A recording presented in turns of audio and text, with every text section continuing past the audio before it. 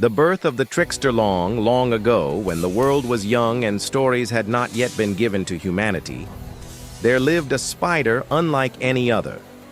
This was Anansi, whose name would one day be whispered in every village from the Gold Coast to the Congo, spoken by children around flickering fires, and remembered by elders who understood that some tales carry more than entertainment.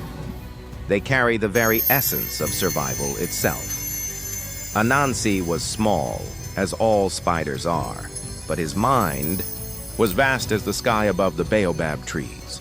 While other creatures relied on size, strength, or speed to make their way in the world, Anansi discovered something far more powerful: the ability to think his way out of any situation, to turn weakness into strength, and to make the mighty serve the purposes of the clever. In those early days, the world was ruled by Nyame, the sky god, who kept all the world's wisdom, stories, and knowledge locked away in a great pot high above the earth. The animals below lived without the benefit of tales to guide them, proverbs to teach them, or the accumulated wisdom that helps communities solve problems and pass understanding from one generation to the next. But Anansi looked up at that distant realm where wisdom dwelt and made a decision that would change the world forever. Why should knowledge belong only to the gods? He asked himself, his 8 legs dancing with excitement at the audacious plan forming in his mind. Surely the creatures of Earth deserve their share of wisdom too. From whichever part of Africa your ancestors came, whether the forests of Ghana, the mountains of Cameroon, or the rivers of Nigeria, you've probably heard versions of what happened next. Because this is where Anansi first showed the quality that would make him legendary: the absolute refusal to accept that small size meant small possibilities, that humble origins meant humble destinies, or that the powerful could keep the powerless ignorant forever. The great web of wisdom Anansi began his greatest adventure by doing what spiders do best: spinning. But this was no ordinary web meant to catch flies for dinner. This was a web of impossible ambition, stretching from the highest tree in the Haibiswara forest all the way up to the realm of Nyame himself, a gossamer highway that connected earth to heaven through nothing more than determination and silk spun from a spider's own body. Night after night, Anansi worked on his web, each strand placed. With careful calculation, each anchor point tested and retested until the whole structure hummed with tension and possibility. The other animals watched in amazement and no small amount of skepticism. "That little spider has lost his mind," whispered the antelope. "No creature can build a bridge to the gods," rumbled the elephant. But Anansi paid no attention to the doubters, for he had learned the first lesson of all tricksters: that impossible things become possible when you're too stubborn to accept defeat and too clever to fight fair. When the web was complete, stretching impossibly high into the clouds where mortal eyes could no longer follow its path, Anansi began the climb that would either make him the hero of all earthbound creatures or the cautionary tale that parents told children about the dangers of overreaching ambition.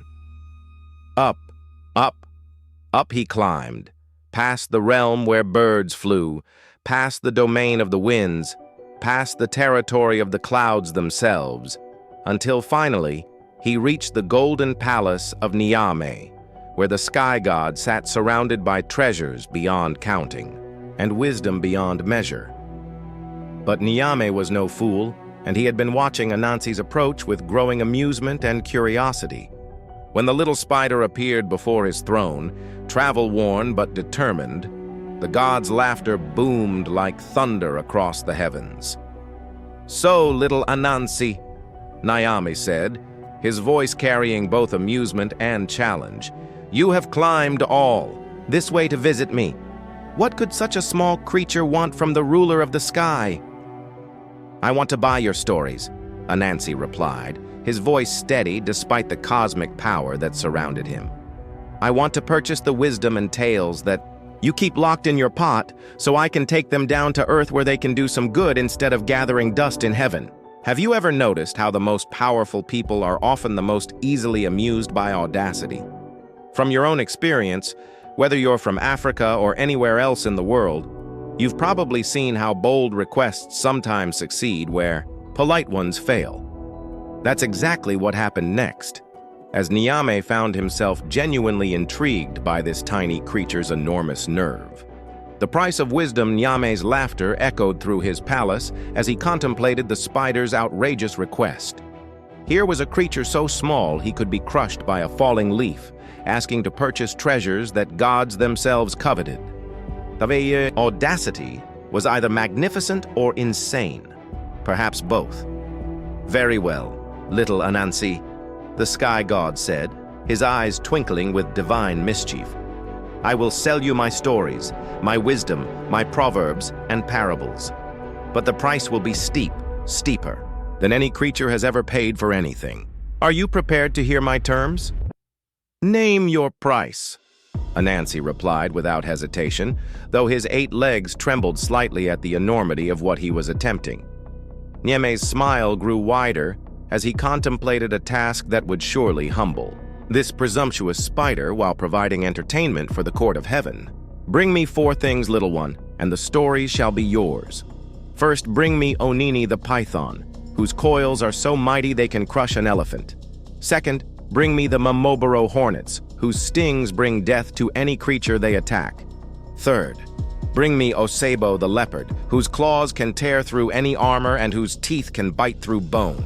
And finally," his voice dropped to a whisper that somehow seemed more terrifying than his loudest roar, "bring me the fairy Momoatia, who has never been captured by any hunter, trapped by any snare, or defeated by any stratagem." The assembled court of heaven gasped at these impossible demands. Each creature Nyame had named was legendary for its power, its cunning, or its supernatural abilities. Together, they represented challenges that would defeat entire armies, let alone one small spider with nothing but wit and determination to protect him.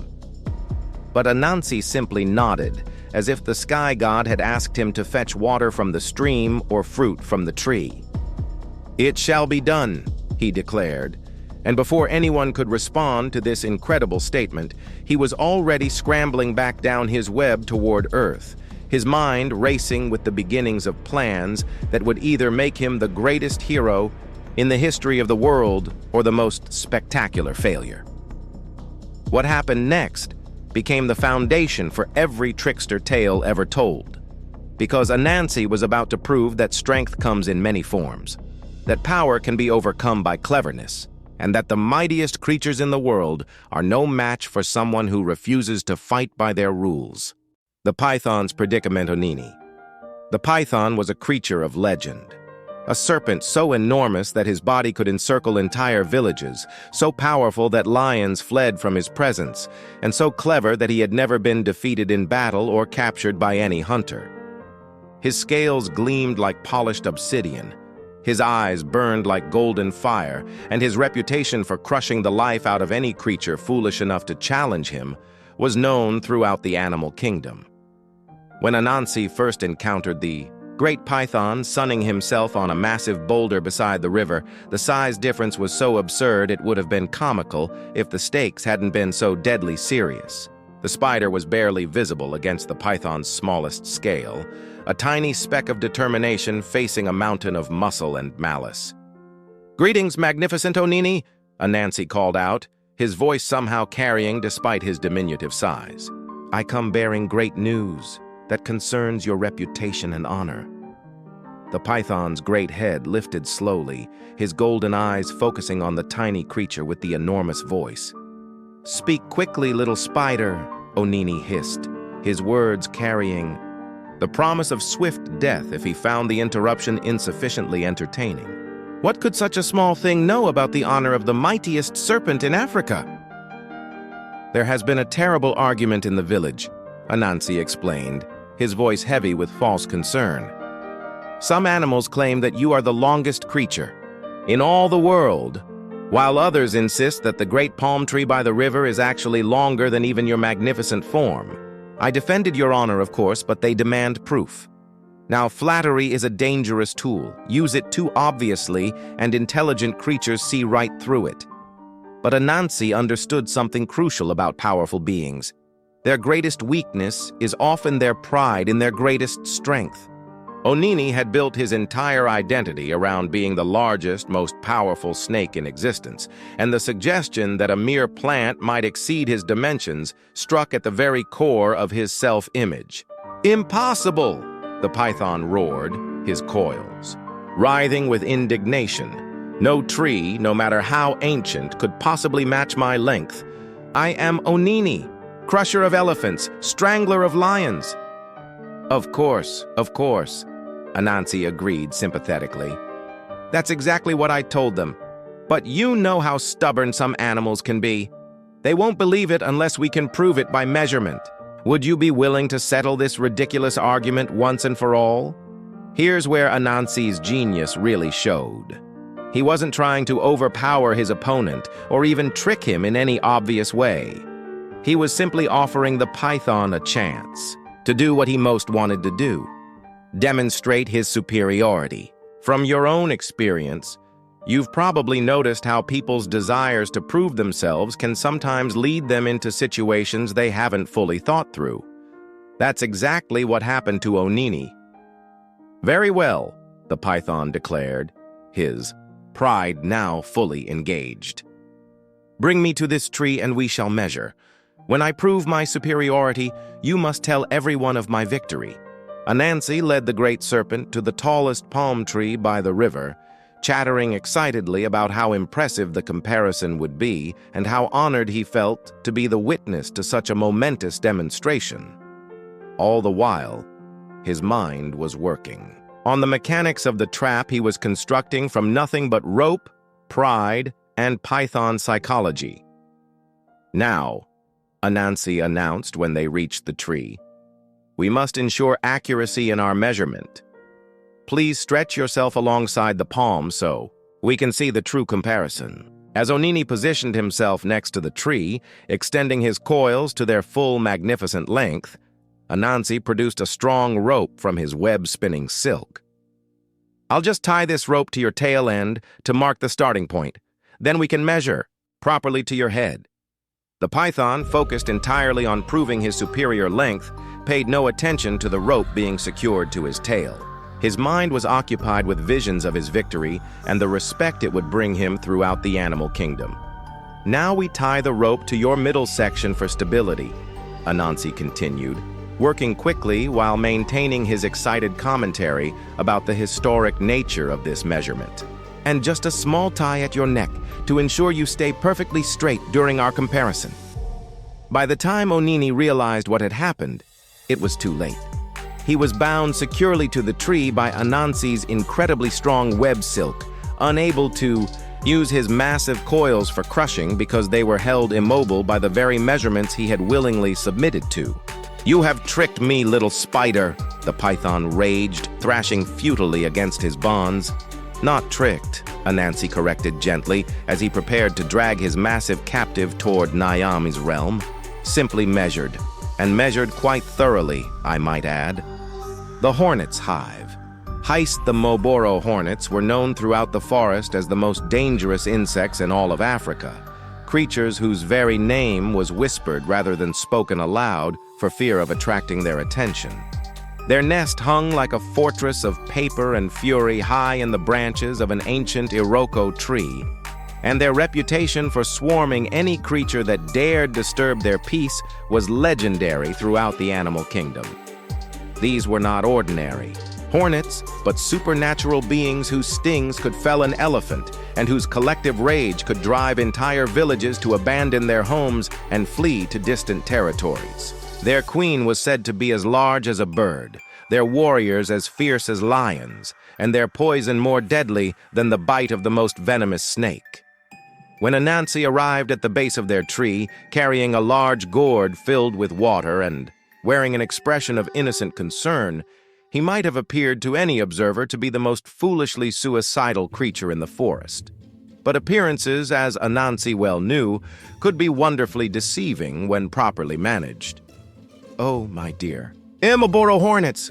he called up to the nest, his voice carrying just the right mixture of urgency and helpfulness. I bring terrible news and an offer of assistance in your hour of need." The buzzing from the hive grew louder and more menacing as thousands of hornets responded to this unexpected communication. Their queen herself appeared at the entrance to the nest, her massive form bristling with barely contained aggression and her voice carrying the authority of absolute power. "What business does a mere spider have with the mighty Moboro?" she demanded, her wings beating so rapidly they created their own miniature thunderstorm. "Speak quickly before we decide to demonstrate why all creatures fear our sting. The sky god Nyame has commanded a great rain to fall tonight," Anansi announced, his voice heavy with apparent sadness at being the bearer of such troubling news. "But this will not be ordinary rain. It will be the kind of flood that destroys homes, drowns the unwary, and washes away even the mightiest fortresses. I feared for your beautiful hive and thought perhaps I might help you prepare." Now, this was a masterpiece of psychological manipulation, because Anansi was offering something that every creature needs, but powerful beings rarely receive: genuine concern for their welfare from someone who expected nothing in return.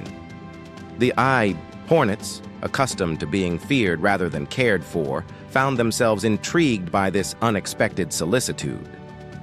"What kind of help could a tiny spider possibly offer to the mighty Momoboro?" the queen asked, though her tone had shifted from purely threatening to genuinely curious. "I have brought this gourd," Anansi explained, holding up his water vessel. "It's completely waterproof and large enough to shelter your entire swarm during the flood.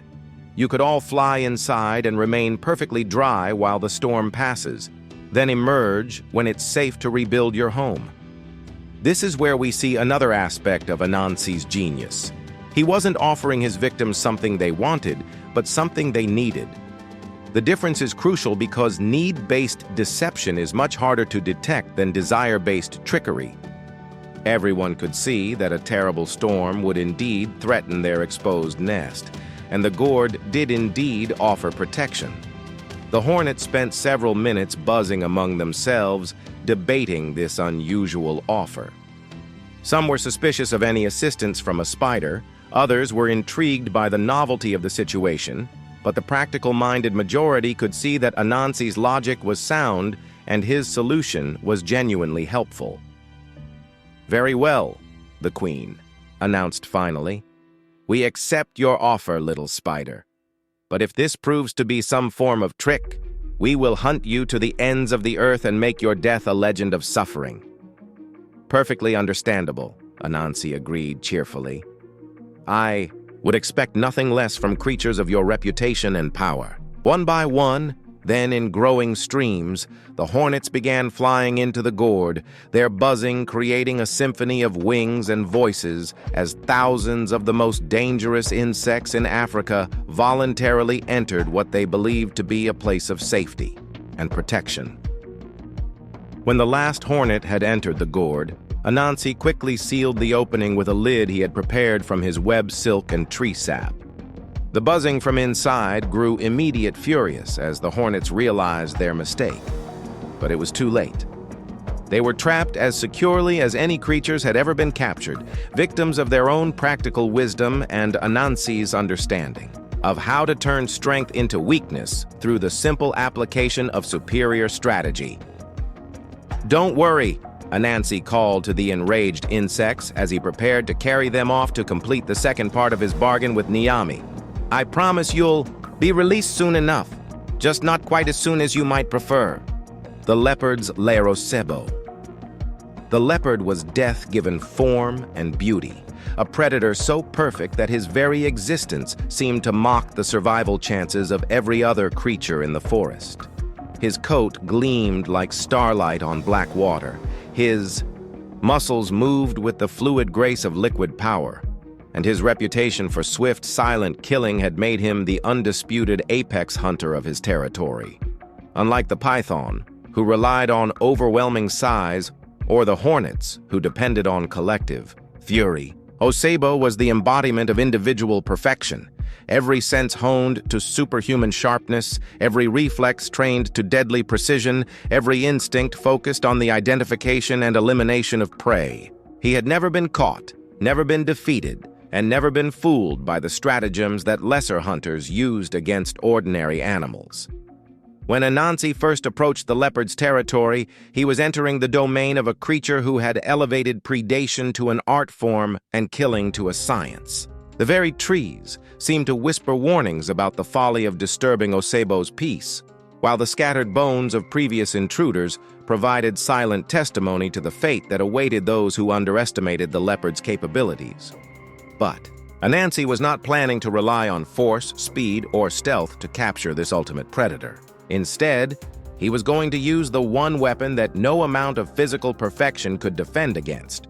The target's own nature turned against itself through superior understanding of psychology and motivation.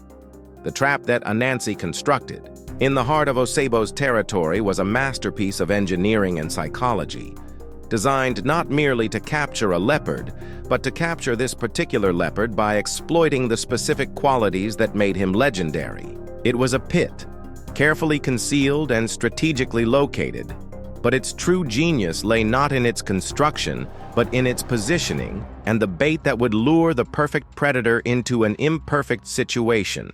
For several days, Anansi studied Osebo's habits, learning the paths he traveled, the timing of his hunts, the rhythms of his daily routine. The spider observed from hiding places so small and well concealed that even the leopard's supernatural senses could not detect his presence, gathering intelligence that would make the difference between success and becoming another set of bones in the predator's collection. The bait was not food. Osebo was too skilled a hunter to be tempted by easy meals, but something far more irresistible to a creature whose entire identity was built around being the supreme predator. Anansi began spreading rumors throughout the forest about a new challenge to Osebo's supremacy. Whispers about a mysterious creature that claimed to be a better hunter than the great leopard himself. Now you might think it was dangerous for Anansi to deliberately attract the attention of such a deadly predator, and you'd be absolutely right. But sometimes the greatest risks offer the greatest rewards, and Anansi understood that Osebo's pride in his hunting prowess was even stronger than his caution about potential threats. The leopard's response was exactly what Anansi had predicted. Rather than ignoring these insulting rumors, Osebo began actively hunting for this mysterious challenger, his competitive nature overriding his usual careful approach to potentially dangerous situations. His patrols became more frequent, his territory sweeps more thorough, and his attention more focused on finding and eliminating this imaginary rival. It was during one of these intensive searches that Osebo discovered what appeared to be tracks of an enormous and unknown predator leading through the heart of his territory. The tracks, carefully crafted by Anansi using a combination of leopard paws from previous kills and his own creative additions, suggested a creature even larger and more powerful than himself. Following these tracks with the intensity of a predator, whose supremacy had been challenged, Osebo found himself moving along paths he wouldn't normally travel, through terrain he wouldn't normally cross, toward a confrontation he believed he needed to win to maintain his status as the forest's ultimate hunter. The trap, when Osebo finally triggered it, was both physically and psychologically perfect. The concealed pit was deep enough to hold him, securely but not deep enough to injure him seriously. Anansi needed his prize alive and undamaged.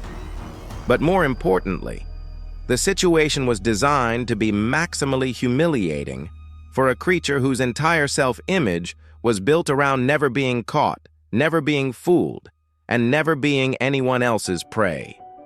"Welcome to my parlor," Anansi called, down to the enraged leopard, his voice echoing in the pit where the perfect predator now found himself perfectly trapped. "I do hope you'll be comfortable during our journey to see Niame." Osebo's roar of fury and frustration echoed through the forest like thunder, but all the rage in the world could not change the fact that the hunter had become the hunted, the trapper had become the trapped, and the perfect predator had been outwitted by a creature he could have swallowed without chewing. The fairy's folly Moatia.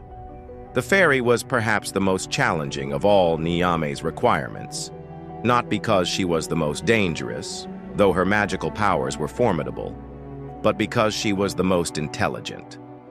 Unlike the python, with his pride, the hornets with their practical concerns, or the leopard with his competitive nature, Moatia was a being of pure cunning who had survived for centuries by never trusting anyone, never accepting anything at face value, and never allowing herself to be placed in vulnerable situations.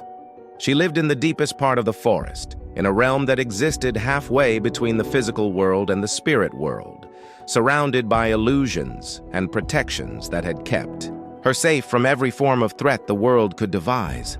Her magic could turn thoughts into reality, transform enemies into harmless creatures, and transport her instantly across vast distances whenever danger threatened. But Moatia had one weakness that Anansi was clever enough to recognize and patient enough to exploit: the fairy's insatiable curiosity about new forms of magic and her competitive pride in her own supernatural abilities. She simply could not resist investigating any magical phenomenon that seemed to exceed her own considerable powers, especially if it appeared to be the work of a creature she considered inferior to herself. Anansi's trap for the fairy was the most sophisticated of all his schemes, requiring not just psychological manipulation, but actual magical innovation that would create something genuinely intriguing enough to overcome Moatia's natural caution and supernatural wisdom. Working for days in secret, using techniques learned from watching the fairy's own spellcasting from carefully concealed hiding places, Anansi created what appeared to be a magical tar baby, a figure made from tree sap, clay, and spider silk that had been enchanted with enough genuine magic to seem alive and responsive, but which was actually an elaborate trap designed to exploit the fairy's curiosity and competitive nature. The tar baby was positioned in a clearing where Moatia often came to practice her spells, posed in a meditation position and surrounded by magical symbols that suggested powerful but unfamiliar forms of enchantment. To the fairy's supernatural senses, it would appear to be a mysterious magical practitioner of unknown but considerable abilities. When Moatia discovered the figure, during one of her nocturnal magical experiments, her reaction was exactly what Anansi had hoped for. Rather than fleeing or attacking, she was immediately intrigued by this apparent newcomer to her domain and curious about the nature of the magic that seemed to emanate from the silent figure.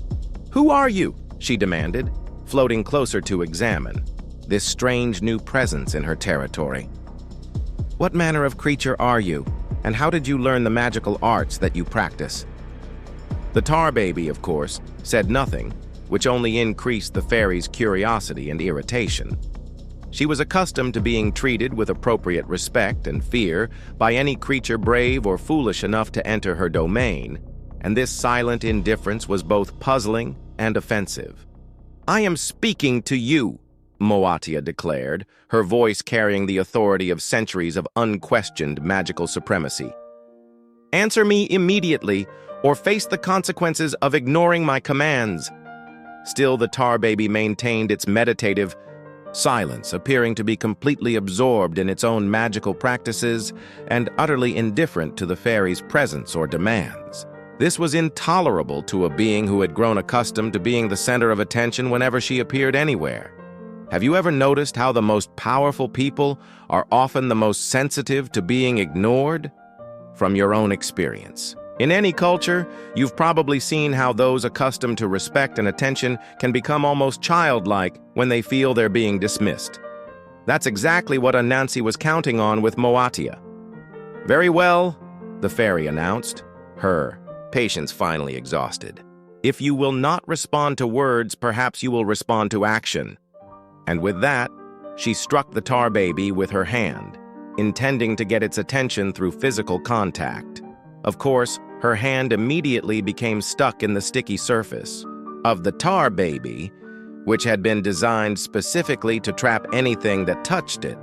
But Moatia, assuming this was some form of magical attack by her mysterious opponent, struck with her other hand to free herself, only to find both hands now firmly attached to the trap. "Release me at once!" she demanded, struggling against the tar baby with increasing desperation. Her kicks and headbutts only served to attach more of her body to the sticky surface, until finally she was completely immobilized, trapped by her own curiosity and competitive pride just as thoroughly as the other creatures had been trapped by their own particular weaknesses. "Hello, beautiful Moatia," Anansi called out as he emerged from his hiding place, his voice carrying genuine admiration for the fairy's magical abilities, along with satisfaction at the success of his most complex stratagem. "I do hope you won't take this personally, but Niame has requested your presence at a business meeting, and I promise to provide transportation." The fairy's response was a stream of magical curses and threats that would have reduced most creatures to ash. But Anansi had prepared protective charms specifically designed to guard against her particular forms of supernatural retaliation. He had studied her magic for weeks, learning its patterns and limitations, and his defenses were perfectly calibrated to neutralize her attacks while leaving her unharmed. "Don't worry," he assured her, as he prepared to transport his final captive, to complete his bargain with the Sky God. "This is just business, not personal.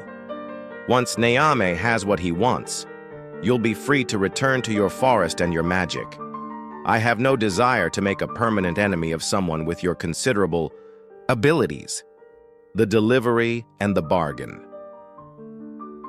The return journey to Niame's celestial palace was unlike any procession that had ever climbed from earth to heaven, as Anansi made his way up his gossamer highway, carrying prizes that no creature in the history of the world had ever successfully captured.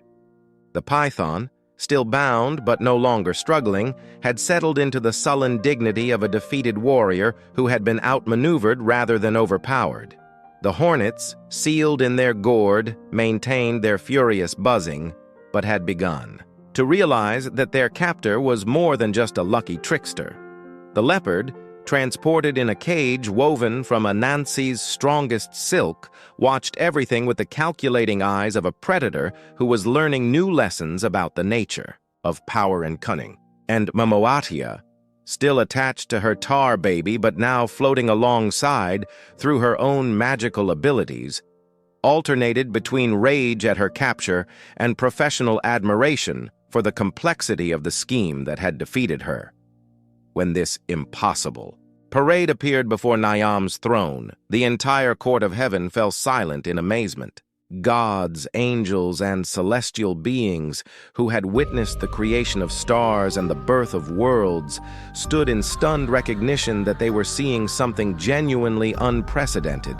A mere spider had accomplished what armies could not achieve, what heroes had never attempted, and what wisdom had declared impossible. "Well, well, little Anansi," Niame said, his voice carrying a mixture of amusement, respect, and genuine surprise.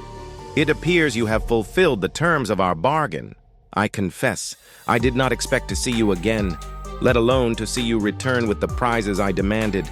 Tell me, how did such a small creature accomplish such mighty deeds?" "With respect, great Niame," Anansi replied, his voice humble but his posture proud. "Size and strength are not the only forms of power in the world. Sometimes the greatest. Victories come not from being the mightiest, but from understanding what makes the mighty vulnerable." The Sky God nodded slowly, his ancient wisdom recognizing the truth in the spider's words. "Indeed, little one, you have demonstrated that cunning can triumph over strength, that patience can overcome power, and that understanding can defeat force. Very well.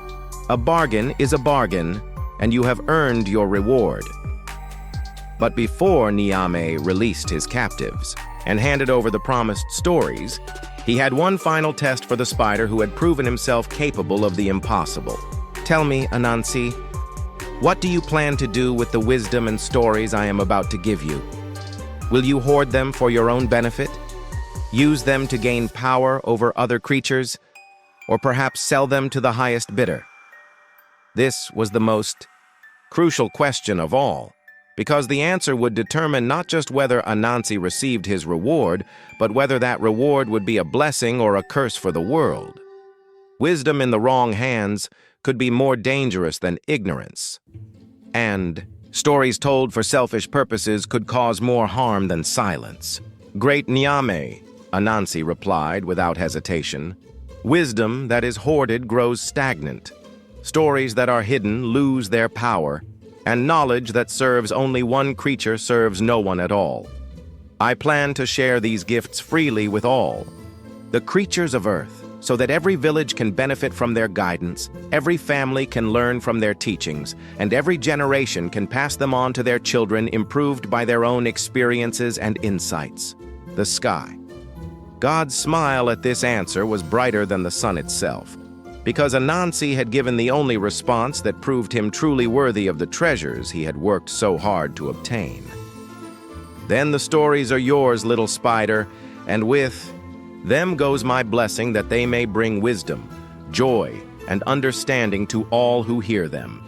And so Nyame opened the great pot that contained all the world's stories, releasing them like butterflies into the air where they swirled around Anansi, in a tornado of narrative, wisdom, and accumulated human understanding. Tales of heroes and fools, stories of love and loss, parables about justice and mercy, proverbs about work and rest, all of these and countless more settled into Anansi's mind and heart, making him not just the owner of the world's stories, but their eternal guardian and distributor. But true to his word, Anansi also secured the release of his former captives, using his newly acquired wisdom to negotiate their freedom and his spider cunning to ensure they bore him no lasting grudges for the methods he had been forced to employ. The python returned to his river with enhanced respect for the power of intelligence over strength. The hornets rebuilt their hive with new appreciation for the dangers of overconfidence.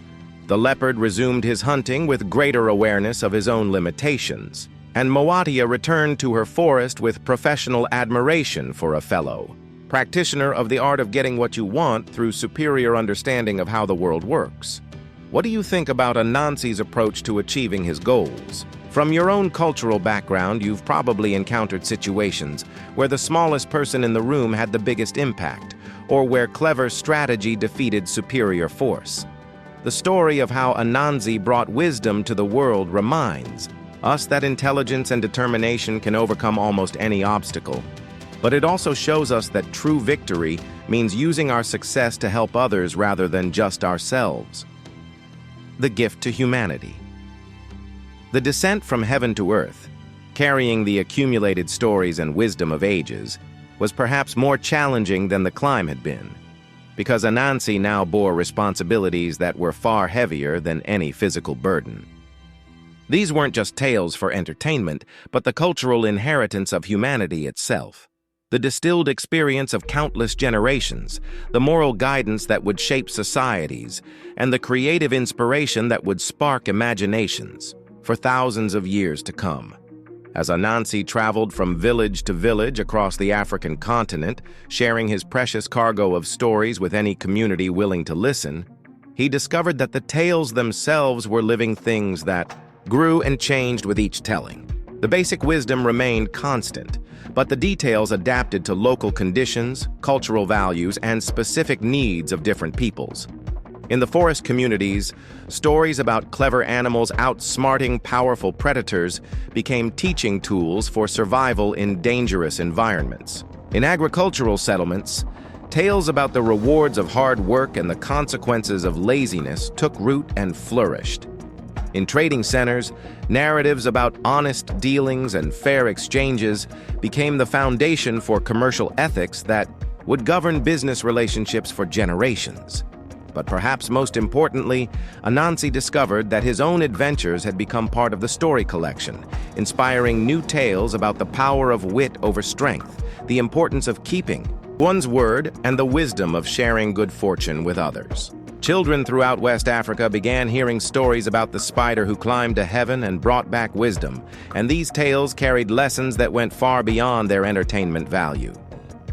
The impact of Anansi's gift to humanity extended far beyond the immediate practical benefits of having stories to guide decision-making and teach moral lessons. The tales created shared cultural references that helped bind communities together, provided models for creative expression that inspired poets and storytellers, and established patterns of narrative structure that would influence literature throughout the world. But the greatest gift wasn't the stories themselves. It was the demonstration that wisdom belongs to everyone, that knowledge should be shared rather than hoarded, and that even the smallest creatures can accomplish great things when they combine intelligence with determination and use their success to benefit others rather than just themselves. Here's something beautiful about how Anansi's stories spread. Throughout Africa and eventually around the world, they adapted to new environments while keeping their essential wisdom intact. When enslaved Africans were brought to the Americas, they carried Anansi stories with them, and the spider trickster evolved into Burr Rabbit in the American South, Nancy in the Caribbean, and countless other forms while maintaining his core message about using wit to survive in hostile environments. From whichever part of the world you're experiencing this story, you've probably encountered trickster figures in your own cultural traditions. Characters who use cleverness instead of strength, who turn the tables on more powerful opponents, and who teach us that intelligence and determination can overcome almost any obstacle. That's the universal appeal of Anansi's legacy. The trickster's wisdomas. Years passed, and Anansi's reputation grew throughout the continent. He found himself facing a new kind of challenge: success itself. Villages competed to host the great storyteller. Kings offered him positions in their courts, and creatures throughout the forest sought his advice for solving their problems. The small spider who had once struggled for recognition now found himself in danger of being overwhelmed by fame and responsibility. But this success also brought opportunities to demonstrate the deeper wisdom he had gained from his adventures. When disputes arose between communities, Anansi would tell stories that helped the conflicting parties see their situations from new perspectives. When individuals struggled with difficult decisions, he shared tales that illuminated the likely consequences of different choices. When children needed guidance about how to behave, he spun narratives that made moral lessons memorable and entertaining. One particularly memorable incident occurred when the animals of the forest became embroiled in a serious dispute about leadership. The lion, relying on his traditional claim as king of beasts, demanded absolute authority over all forest creatures. The elephant, pointing to his size and strength, argued that might should determine right. The eagle, from her lofty perspective, claimed that those who could see farthest should lead. Each faction gathered supporters, and the forest teetered on the edge of civil war. Rather than taking sides or trying to impose a solution through his own authority as the keeper of wisdom, Anansi instead told a story about a village where the same conflict had occurred. In his tale, the various claimants to leadership spent so much time fighting among themselves that they failed to notice a great fire approaching their territory until it was almost too late to save their homes and families. The wise creatures in that village, Anansi concluded, eventually realized that leadership isn't about proving you're the strongest, the biggest, or the highest. It's about serving the community's needs and bringing out the best in everyone. They discovered that sometimes the best leader is the one who helps others become leaders themselves. The forest creatures, seeing their own situation reflected in Anansi's parable, began to understand that their competitive struggle for dominance was preventing them from addressing the real challenges they faced together. They developed a council system where different animals took leadership roles based on the specific situations requiring guidance, creating a more flexible and effective form of governance than any single ruler could have provided. This pattern, repeated throughout Anansi's travels, not solving problems directly, but telling stories that helped people solve their own problems, by seeing them from new angles and understanding the deeper principles involved. He became not just a storyteller, but a teacher who used narrative to help communities discover their own wisdom. Yet Anansi never forgot the lessons of humility he had learned during his own adventures. When younger creatures sought to challenge him, as Turnus had once challenged the leadership established by others, he didn't respond with displays of power or attempts to maintain his status through force. Instead, he would often arrange for these challengers to face the same kinds of tests he had once faced, learning through experience rather than lecture about the differences between cleverness and wisdom, between individual achievement and community service. One young baboon, convinced that he was smarter than the famous spider, boasted throughout the forest that he could accomplish greater feats than any of Anansi's legendary adventures. Rather than arguing with the baboon or trying to humiliate him publicly, Anansi simply told him about a village that needed help solving a particular problem and suggested that this might be a good opportunity for the baboon to demonstrate his superior abilities. The problem, as it turned out, was that the village's water source had been contaminated by upstream activities, and the community needed someone clever enough to find a solution that would restore clean water without creating conflict with their upstream neighbors. The baboon, full of confidence in his own intelligence, immediately proposed several elaborate schemes involving dams, diversions, and confrontations that would have solved the immediate problem while creating much larger future difficulties. Anansi listened patiently to these suggestions, then quietly asked the baboon if he had considered talking to the upstream villagers to learn whether they were aware of the contamination and might be willing to work together on solutions that would benefit everyone involved. This simple suggestion, approaching the problem as an opportunity for cooperation rather than competition, led to the discovery that the upstream community was also suffering from the same contamination and had been looking for partners to help address its source. The baboon, humbled by this experience, but also grateful for the lesson it taught him, became one of Anansi's most devoted students and eventually a respected problem solver in his own right. He learned that true cleverness isn't about proving you're smarter than others, but about finding solutions that make everyone smarter together. Through countless such interactions, Anansi developed what became known throughout Africa as the spider's wisdom, an approach to challenges that emphasized understanding over force, cooperation over competition, and long-term solutions over short-term advantages. This wisdom became embedded in the stories he shared, creating a cultural inheritance that would guide African communities for generations to come. The trickster's wisdomas.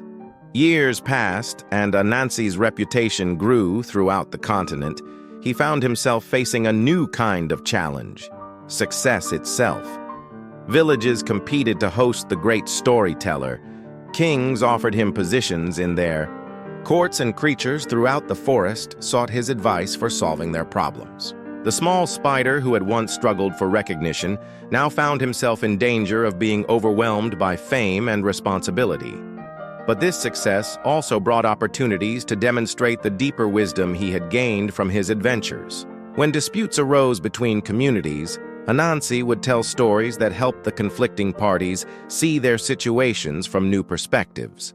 When individuals struggled with difficult decisions, he shared tales that illuminated the likely consequences of different choices.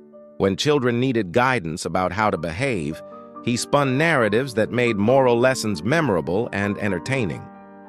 One particularly memorable incident occurred when the animals of the forest became embroiled in a serious dispute about leadership. The lion, relying on his traditional claim as king of beasts, demanded absolute authority over all forest creatures. The elephant, pointing to his size and strength, argued that might should determine right. The eagle, from her lofty perspective, claimed that those who could see farthest should lead. Each faction gathered supporters, and the forest teetered on the edge of civil war. Rather than taking sides or trying to impose a solution through his own authority as the keeper of wisdom, Anansi instead told a story about a village where the same conflict had occurred. In his tale, the various claimants to leadership spent so much time fighting among themselves that they failed to notice a great fire approaching their territory until it was almost too late to save their homes and families.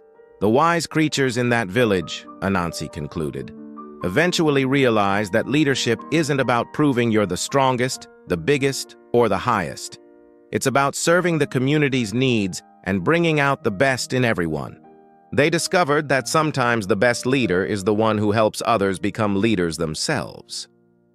The forest creatures, seeing their own situation reflected in Anansi's parable, began to understand that their competitive struggle for dominance was preventing them from addressing the real challenges they faced together. They developed a council system where different animals took leadership roles based on the specific situations requiring guidance, creating a more flexible and effective form of governance than any single ruler could have provided. This pattern, repeated throughout Anansi's travels, not solving problems directly, but telling stories that helped people solve their own problems by seeing them from new angles and understanding the deeper principles involved. He became not just a storyteller, but a teacher who used narrative to help communities discover their own wisdom. Yet Anansi never forgot the lessons of humility he had learned during his own adventures. When younger creatures sought to challenge him, as Turnus had once challenged the leadership established by others, he didn't respond with displays of power or attempts to maintain his status through force. Instead, he would often arrange for these challengers to face the same kinds of tests he had once faced, learning through experience rather than lecture about the differences between cleverness and wisdom, between individual achievement and community service. One young baboon, convinced that he was smarter than the famous spider, boasted throughout the forest that he could accomplish greater feats than any of Anansi's legendary adventures. Rather than arguing with the baboon or trying to humiliate him publicly, Anansi simply told him about a village that needed help solving a particular problem and suggested that this might be a good opportunity for the baboon to demonstrate his superior abilities. The problem, as it turned out, was that the village's water source had been contaminated by upstream activities, and the community needed someone clever enough to find a solution that would restore clean water without creating conflict with their upstream neighbors. The baboon, full of confidence in his own intelligence, immediately proposed several elaborate schemes involving dams, diversions, and confrontations that would have solved the immediate problem while creating much larger future difficulties. Anansi listened patiently to these suggestions, then quietly asked the baboon if he had considered talking to the upstream villagers to learn whether they were aware of the contamination and might be willing to work together on solutions that would benefit everyone involved. This simple suggestion, approaching the problem as an opportunity for cooperation rather than competition, led to the discovery that the upstream community was also suffering from the same contamination and had been looking for partners to help address its source. The baboon, humbled by this experience, but also grateful for the lesson it taught him, became one of Anansi's most devoted students and eventually a respected problem solver in his own right. He learned that true cleverness isn't about proving you're smarter than others, but about finding solutions that make everyone smarter together. Through countless such interactions, Anansi developed what became known throughout Africa as the spider's wisdom, an approach to challenges that emphasized understanding over force, cooperation over competition, and long-term solutions over short-term advantages. This wisdom became embedded in the stories he shared, creating a cultural inheritance that would guide African communities for generations to come. The eternal trickster in the end. What made Anansi truly immortal wasn't magic or divine intervention, but the recognition that the best parts of ourselves live on in the stories we inspire others to tell and the wisdom we help them discover within themselves. Long after the original spider had disappeared into the realm of legend, his influence continued to spread through every tale of cleverness triumphing over force, every example of intelligence overcoming disadvantage, and every demonstration That true success means lifting others up rather than putting them down. The children who heard Anansi stories didn't just learn about a clever spider. They learned about their own potential to solve problems through creative thinking, to find strength in community cooperation, and to turn apparent disadvantages into actual advantages through superior understanding of how the world works. The adults who shared these tales weren't just passing on entertainment. They were transmitting a complete philosophy of life that emphasized intelligence over strength, wisdom over power, and service over selfishness as the paths to lasting success and genuine satisfaction. The communities that embraced Anansi's legacy didn't just preserve African cultural heritage. They created living examples of how ancient wisdom could address contemporary challenges, how traditional values could guide modern decisions, and how stories could serve as bridges connecting past experience with future possibilities.